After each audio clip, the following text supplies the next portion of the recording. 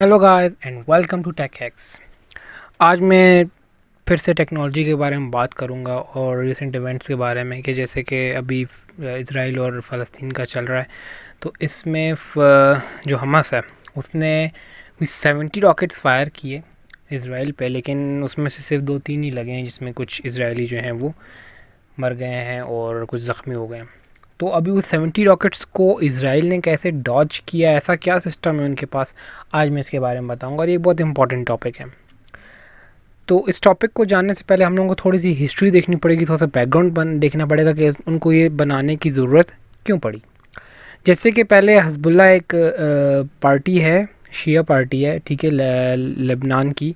उन्होंने फायर किए rockets Israel पे नॉर्थ में, जो इसराइल को जाके लगे, इसमें 40 इसराइली जो हैं वो मर गए। ठीक है, 2004 में फिर क्या हुआ कि गज़ा से फायर हुए रॉकेट्स, और इस तरह जो है ना एक क्वेश्चन मार्क आ गया इसराइल के डिफेंस पे कि उनके पास फोर्सेस तो हैं, वेपन्स हैं, लेकिन एयर डिफेंस उनके पास नहीं था, क्योंकि एक रॉकेट को एक प्लेन इंटरसेप्ट नहीं कर सकता, क्योंकि एयरप्लेन को जो है ना वो या फाइटर जेट को वहाँ जाने में करने में टाइम लगता है। इसकी वजह से वो नीचे पहुँच जाते थे और तबाही मचा देते थे। तो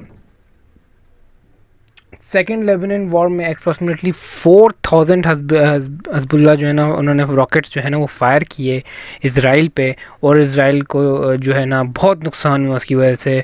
तो उसके बाद उन्होंने क्या किया इसराइलीज़ ने कि रॉकेट्स बनाया, उन्होंने एक सिस्टम बनाना शुरू किया, इसका नाम था आयरन डोम। आयरन डोम एक कह सकते हैं एक mobile all weather air defence system है, ठीक है। ये एयर डिफेंस सिस्टम है, हवा में कोई भी चीज़ आ रही हो इसराइल की तरफ, कोई भी, it's a plan, it's a rocket, ये उसको डिटेक्ट करता है और उसको डिस्ट्रॉय करता है। ठीक है, ये शॉर्ट रेंज है, ये 70 किलोमीटर से लेकर 4 किलोमीटर से लेकर 70 किलोमीटर तक इसकी रेंज है फायर करने की। ये क्या करता है कि अब जैसे आपका इसराइल की जो एक एरिया है, जो उनकी जगह है, वहाँ पे कोई रॉकेट आ रहा है या कोई प्रोजेक्टाइल ऑब्जेक्ट आ रहा है डायरेक्टली उनके सिटीज़ की तरफ, तो ये आगे लगे हुए। ठीक है, ये क्या करते हैं, डिटेक्ट करते हैं इनकी रेंज में जब कोई चीज़ आती है, और इनकी डिटेक्शन इतनी स्ट्रॉन्ग है कि आम सिस्टम से 10 गुना ज़्यादा स्ट्रॉन्ग इनकी है, मतलब इनसे कोई चीज़ बच के नीचे जाती नहीं है। जब डिटेक्ट हो जाता है, इनका सिस्टम डिटेक्ट कर लेता है, उसके बाद क्या होता है कि इनके पास रॉकेट्स होते हैं। ठीक है, शॉर्ट रेंज रॉकेट्स इन्होंने लगाए होते हैं वर्टिकल पोजीशन में। ये रॉकेट क्या करते हैं कि आपका जो रॉकेट आ रहा होता है दूसरी तरफ से, उसके ऊपर रॉकेट फायर होते हैं, और वो रॉकेट जो हैं हवा में ही ख़त्म हो जाते हैं, उनके सिर्फ पीसेस नीचे आते हैं, और इस तरह वो नुकसान नहीं पहुँचा पाते इसराइल के कंट्री सिटीज़ को। तो इस तरह इसराइल ने ये एक डिफेंस सिस्टम बनाया। अब हम लोग इसकी डेप्थ में थोड़ा सा जाते हैं कि आखिर ये काम कैसे करता है और कब बना। ठीक है, 2011 में जाके इसकी डेवलपमेंट जो है ना वो कंप्लीट हो गई, और तब जो है ना सबसे पहला रॉकेट इसने BM-21 गिराया, गज़ा से वो आया था। उसके बाद से इसकी जो रेशो रही है वो 90% रही है, मींस 90% रॉकेट्स जो हैं हवा में ये गिरा देता है। 90% एक बहुत बड़ी डील होती है।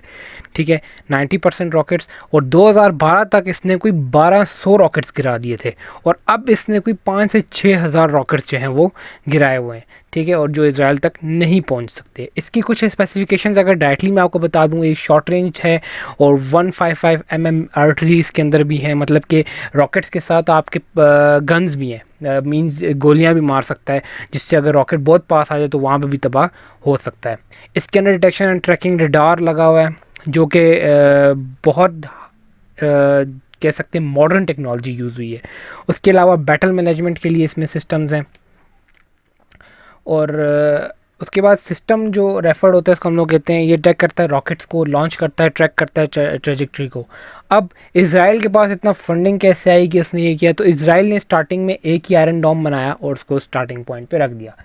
जब वो कामयाब हुआ उसके बाद इसराइल ने हेल्प मांगी यूएसए से, यूएसए ने इसराइल की मदद की और अब तक कर रहा है अब उसके आयरन डोम सिस्टम को मज़ीद अच्छा बनाने में।